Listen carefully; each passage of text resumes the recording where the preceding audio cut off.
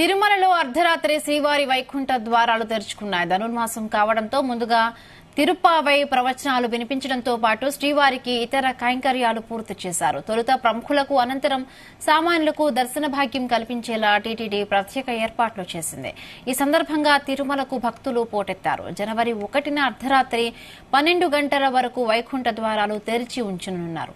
టోకెన్లు తీసుకున్న భక్తులకు మాత్రమే వైకుంఠ ద్వార దర్శనం కల్పిస్తున్నారు.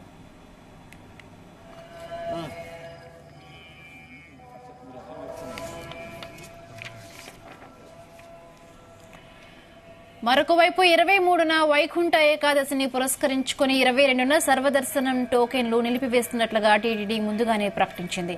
అయితే భక్తులు వైకుంఠం క్యూ కాంప్లెక్స్ ద్వారా స్వామిని దర్శించుకోవచ్చని అధికారులు అంతకుముందే తెలిపారు. దీంతో శుక్రవారం కొందరు భక్తులు నేరుగా వైకుంఠం క్యూ కాంప్లెక్స్ వద్దకు చేరుకోగా సిబ్బంది అనుమతించలేదు.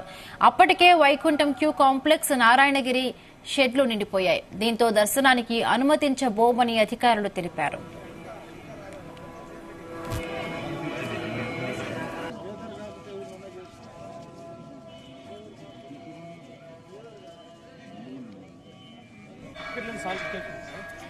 శ్రీదేవి భూదేవి సమేత శ్రీ మలయప్ప స్వామి వారు స్వర్ణ రథంపై ఆలయ వీధుల్లో ఊరేగుతూ భక్తులను కటాక్షించనున్నారు. సాయంత్రం సహస్ర దీపాలంకార సేవ జరగనుంది.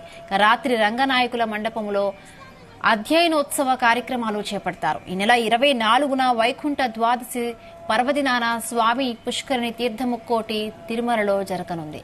వైకుంఠ ఏకాదశిని పురస్కరించుకుని తిరుమలలో విస్తృత ఏర్పాట్లు చేపట్టారు.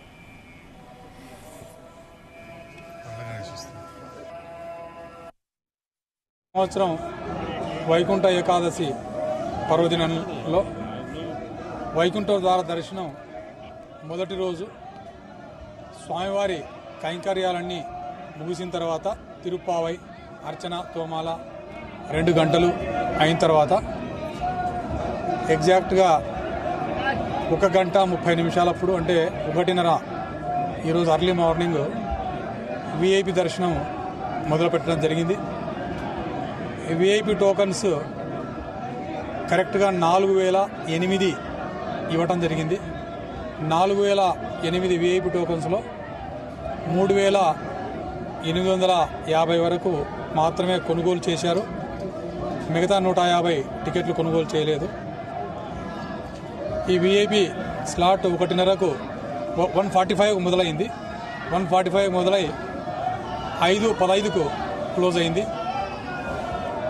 ఎస్ఎస్డి ఎస్ఈడి స్లాట్స్ 2 కూడా 6 AM ఇచ్చాము మేము. కానీ 45 నిమిషాల ముందే వాళ్లకు ఇచ్చినటువంటి స్లాట్కు దాదాపు 45 నిమిషాల ముందు ఎస్ఎస్డిని ఎస్ఈడిని వదలడం జరిగింది. 6 గంటలకు ఉన్నటువంటి స్లాట్ 45 నిమిషాల ముందు వదిలాము.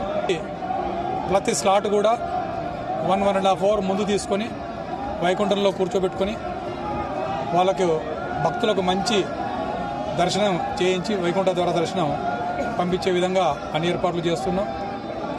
వైకుంఠం 1, వైకుంఠం 2లో ఇప్పటికరివి అయితే వెయిటింగ్ లేదు.